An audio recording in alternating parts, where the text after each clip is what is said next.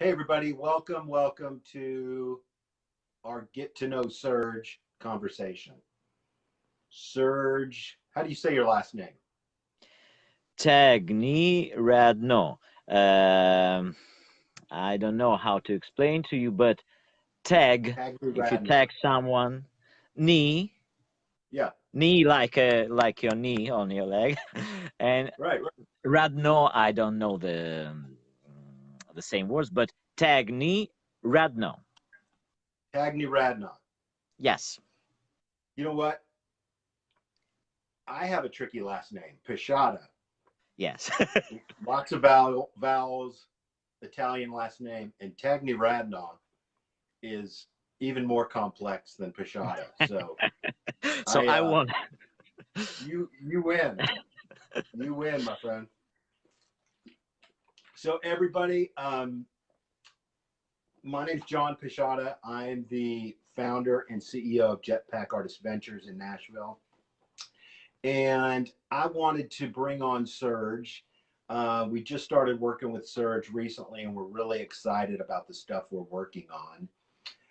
So I wanted to introduce him to everybody on Facebook and kind of get to know Serge, talk about maybe some of your past growing up in Russia and the Ukraine as a musician. What's that like? And what you're doing now and what you're thinking about for the future. So really just kind of an open conversation between Nashville and Ukraine. So yeah, Serge, how did you get started? You're originally from Russia? You're No, born in not Russia? from Russia. I'm from Ukraine. Exactly, that was the Soviet Union while I Okay. was born. Yes, but was born in Kiev in Ukraine here. Okay. So, and my all of my relatives mostly from Ukraine. Okay. But till 1991, it was the Soviet Union. So 10 years I grew up in the Soviet Union, and Yeah. that we've got independence in 91, and from that time I live in Ukraine all my life. Good. Well, we don't want to get into any of the geopolitical Right, right. uh, complexities. Let's talk about music. So, so how did growing up there? How did you get into music? What was that like for you? Uh, mm, I don't know. I can't remember this moment because I started to play guitar from 3 years. I remember this. I remember this guitar that I have had, and I tried to At play 3 years some. old. Yes, At three yes. years old, you started playing guitar. Okay. Uh, I don't remember what I played exactly. I think I Sure. just tried to repeat some popular music or sing Right. something, but I uh, did some sounds. And from 4 years, when I was 4 years old, my parents decided to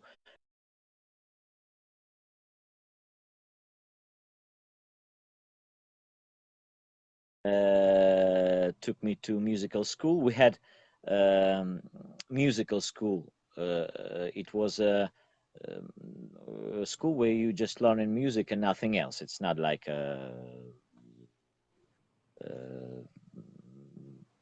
primary school or secondary.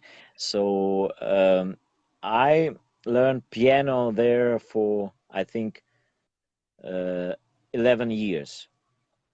Mm-hmm. And uh, while I was learning to play piano, I discovered new musical genres. I heard Beatles, Queen, and from that time I understood that I want to make music.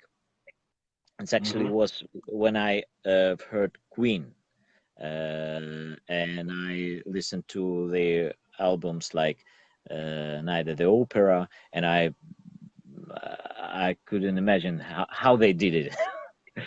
Right. and Right. it was very interesting for me, and I started to um, try to do it by myself. Mm-hmm. And I began to write songs, playing many other instruments except of guitar and piano. I started to sing a little bit. And then when I was 13 years old, we gathered first band in a musical school. We were only four boys there. So all other people was girls, because mostly in a musical school we had girls. I don't know why. And That's a good ratio. Four ah, males. That's a good ratio. yes, Four for boys, males. and about I'll take maybe those numbers. 25 or 30 girls. So we were lucky. Good. uh, so we gathered a band, um, and we played one concert in a musical school. We had some equipment. I played bass, and I sing it, and we had keyboards, violin, drums. So it was Yeah. fun. And from then I always on a stage, actually. Yeah. Uh, So, I so Serge, let me ask you this: at the music school, that was a grade school, right? It was High ordinary school, school. We had many musical. It was like a school near my house. right? So it's just an ordinary musical school, Right. nothing And special. was that traditional music from the Soviet Union? Yes, it Classical was. music, pop Uh, music? yes, in Soviet Union we had only classical education, so we had no modern music in our school. So we just Right. played classical music. Right. Do you think that helped you, the classical, focusing on classical music? To be honest, I didn't learn well in a musical school. Okay. uh, because uh, for some reason, I when I go went to school, I already knew all the things that they told me. So Okay. uh, most of the things I learned by myself in it. Yeah. But for sure, all the skills that I received about playing piano and clarinet Sure. and other things helped me Yeah. in my work. So clarinet, Yes. that's people gravitate towards or get to focus on. How did you end up with clarinet as one of your instruments? Uh, when I choose the clarinet, uh, I just heard it in the orchestra, and I like the timbre, so I didn't realize what it is. Yeah, yeah. I studied clarinet about 5 years. Yes, 5 years. And mm, When after when you were studying 5 years clarinet, old, no, no, no. when you were It was from 9 years old, so I graduated from school at 14 okay, with gotcha. clarinet and piano. But after that, I studied 1 year of saxophone, and Yeah, then it was not so interesting for me as playing guitar and singing. So right. uh, the next time when I took clarinet, it was 1 year ago. I Huh, bought clarinet and played it on one of my one take covers. You right. may have heard it. Yeah, And I quickly remembered what I should do, and yeah, that was cool. yeah. So how many instruments would you say you're comfortable playing and performing? Uh, I'm completely comfortable on a piano and bass guitar. That's my main instruments that I Right. do in any style. Good. I can play. almost anything on guitar, but I need to rehearse for Sure. some time to be good on guitar. Uh, I can play drums, but also it's not my main instruments. I Sure. can play clarinet pretty good. I can play saxophone, different kind of flutes, Yeah. percussion, of course, and That's everything a I lot have of in my instruments. studio, I can play. Yeah. That's a lot of instruments.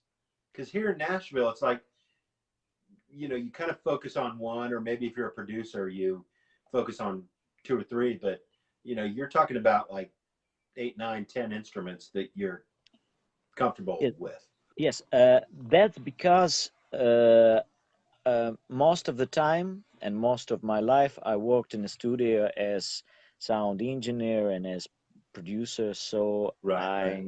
I needed to know how to play each instrument, and I needed to make arrangements. And sometimes for me, it's easier to play by myself than to Sure. invite some musicians outside my Right. studio. So Yeah. Good. So, Serge, when did you discover you have a voice? Because that's kind of, I mean, you play a lot of instruments, but that was something that really blew us away. Is like your your your voice really has a specialness to it. It's different. It doesn't sound, you know, like everybody else. When did you discover that? Hey, I'm kind of good at this. uh, I had three stories about this. Uh, one, um, mostly I started to sing because I began to write songs, and I needed uh, to hear it somehow. Right. And with the guys in my first band, the story was that I was the best singer in the band, and they always told me you should sing it. So Right. that I had no choice. That's a good. Uh, It's a good the decision from the next band. Yes, the next story was my parents wanted to help me somehow with music, but they are not musicians, so it was um, difficult. But so they knew uh, uh, one our Ukrainian composer. Hmm. His name Vladimir Bystryakov. He's a famous composer. He composed music for movies and many songs. And Right. they took me to him, and I played him my songs, my music, and we want to hear his reaction. Sure. He listened to me. Have sing him few songs. Uh, he was not interested in my songs and my music, but he said, "You have a good voice. Hmm. Maybe I will invite you to sing some of my songs." And in a few months, he really invited me in a studio Hmm. to record one song for one of movie that he wrote music. Hmm. So that was my first time when I recorded something for an audience. I think it was also 13 years, yes. And also he invited me to perform it on a stage when there was a premiere of this movie. And you were 13 years old. Yes, that was Okay. my first experience on the Wow. stage and first performance before the audience. Wow. Nice. Uh, the thing was that music of his music was not my style. I liked rock music. I liked Queen, Sure. Beatles, Deep Purple. So, uh, and his music was traditional Soviet music. It was good. He write good songs, but not in It my was style. different. Yeah. Different, yes. Yeah. But I received.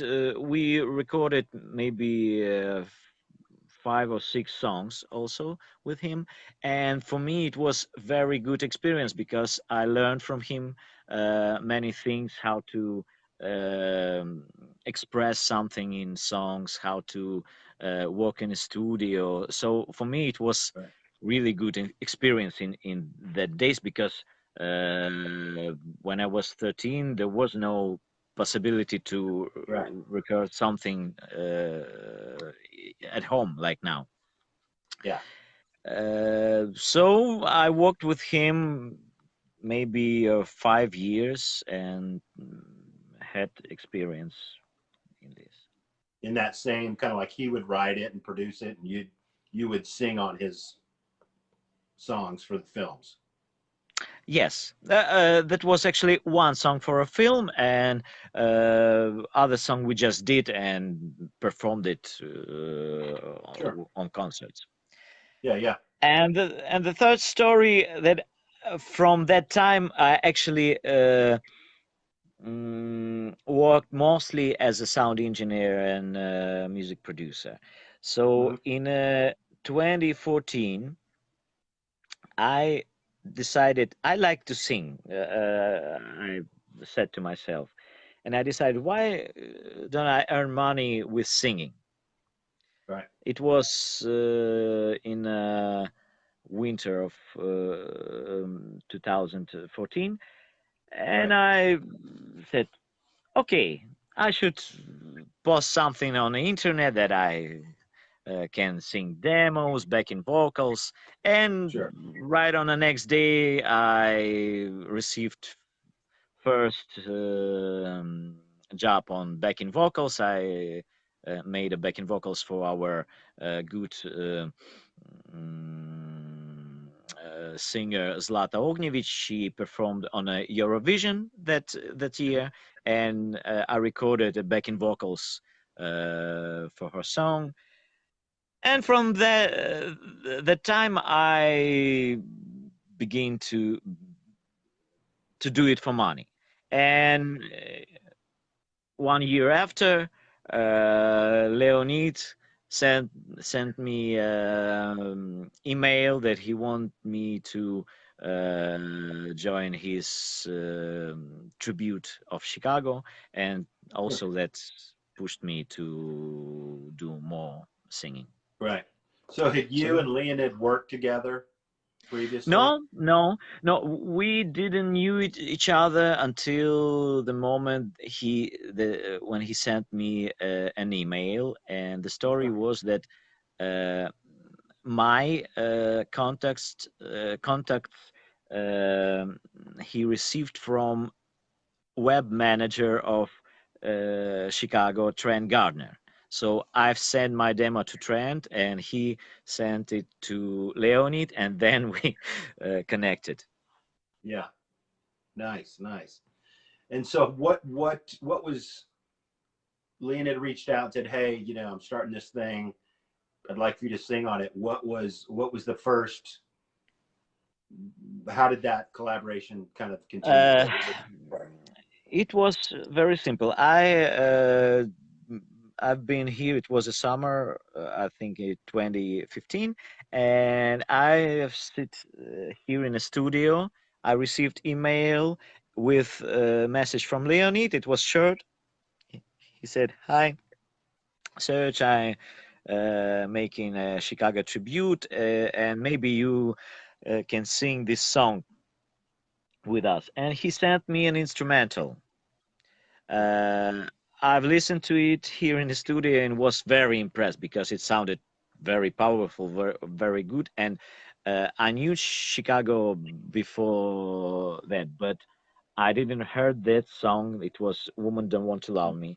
Uh, I couldn't imagine that that's the music of Chicago, Mm-hmm. but it was very And you powerful. weren't It was you weren't really what a was Chicago fan. You no, weren't I've really a I Chicago never fan. been a Chicago fan. I like the many songs. I listened to them when I was a child, but it was mostly it was pop ballads that I've heard. I didn't knew that they play in rock music, and Yeah. from that I liked many of Chicago albums. So Sure. um, Gotcha. Gotcha. So that was what, 5 years ago yes, it that was y'all 5 started. years ago. And Yes. what, since then, you guys have kind of blown up on YouTube, and it's like a 30 gazillion views on YouTube. Um, that turned into some tours in the U.S. What how'd those Uh, tours go? that was something magical for us because we knew that we have fans in US. We knew we saw all these commands and Sure. uh, but we didn't realize that we can tour in US because Right. for musicians from Russia or Ukraine, mm, it's some kind of miracle to tour the US. And I don't know how, but few of our fans and friends just they just made everything. They Mm. prepared background for our first tour. Uh, as I remember, it should be only one concert in Jacksonville and one show in LA in Village Studios. But Okay. So 2 shows. yes, for the start it was two shows, and we should play in New York on a mm, uh, how it's called, API. That there was a uh, festival. I don't know how it's called, showcase festival where we Sure. played in New York 3 days, but it was only Right. for promoters and for companies. Right. But Right. when they started to sell tickets in Village Studio, it was only for 100, I think, or 200 persons. Hmm. They sold it out in one day, and they decided, why don't we do two shows in a row? They sold the second show. So Incredible. um, in the end, we played three concerts in a row in the same studio, and it was like a miracle because Yeah. many of my favorite albums was recorded there. It's like Right. And so the fans really kind of organized to bring you yes. guys from Russia to the U.S. Yes. So we we received such reception in US that we were all amazed. It was Yeah. unbelievable. We don't have such things here in Ukraine or Russia. The audience is very cold here, Sure. so I get that. it was So like why do you a think miracle. what why do you think that reception is so strong in North America? What's your perspective on that? Uh, I I mean, think because that people more open and they don't afraid to express what they like. Uh, if they like something, they tell everybody that it's good, and the most important, they if they like something, they they have no borders to bring it in the US. right, So they like Leonid and Friends. They they bring us to yes. Here yeah, is very um, opposite situation. So right, uh, right, even if people like something, they're not showing it. They not yeah, expressing it. Yeah. That's the main Interesting. difference between us. Right. Well, one of the things I picked up on is just the joy and the innocence of y'all doing the Chicago songs. It's like you're not you weren't doing it for a paycheck. You weren't doing it to get on The Voice or win a contest. You were just doing it because of the love of the music. You know, Yes. whether you're a Chicago fan or not, you know, that I think was communicated. It's like you guys, there's a real innocence and a real pure love of music that came through on those videos. And that was one of the things. I mean, that's something that I just really thought was special and rare and different from the videos. And then beyond that, I mean, the musicianship, like you guys kind of are music first. Like you're musicians, you care about the vocals, you care about the arrangements, you want it to sound good. And in the US, I mean, maybe over the last, I don't know, 10 years, musicianship is kind of frowned upon a little bit. It's like you don't want to get good at your instruments. You know, that's Nirvana kind of killed that. And I think you guys kind of brought some of that, bring that with you. It's like you care about your craft. You want your guitar to sound good. You want your vocals to sound good. And I think maybe in the US that's kind of gone away a little bit. And you know, you don't want to look like you care about your instrument, if that makes sense. So it was different. I mean, it was different. And you guys are still different. You're still kind of you have a different approach and a different thing to you that I think is special. So great job on that. Thank you very much. It's good to hear Yeah. that. But you need to understand that the guys in the band are top musicians in Russia. So Sure. Sure. they played with top top stars, and they have a very high level of musicianship. Sure. And the second thing that always started not for money, but for uh, just to play good music that everybody likes. Everybody's in Right. the band. So Yeah. And I think Leonid, that comes through. yes, That's yes, and Leonid communicated. did did it all Yeah. and put it all together. So that was cool. Yeah. Great job, Leonid. Great job. Yes, thanks, Yeah. Leonid. So let's talk about your new music. We started working together, what, I don't know, after the pandemic, during the pandemic. Yes, So a month and a half, I think so. what's that? A month and a half, right? Yeah, month and a half. That's right. So tell it, what are you working on now? Tell, Oh, new songs. New how's that coming? songs. We writing new songs. We trying to make new arrangements for no songs. We experimenting, so I really like what we do because Yeah, what we we're did what, was about 3 or 4 songs in?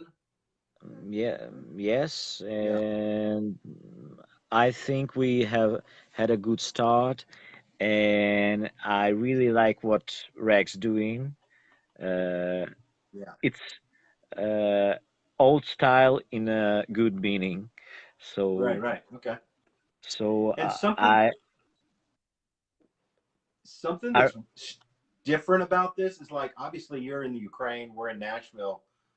You know, usually when we make a record, it's we're writing songs together in the room.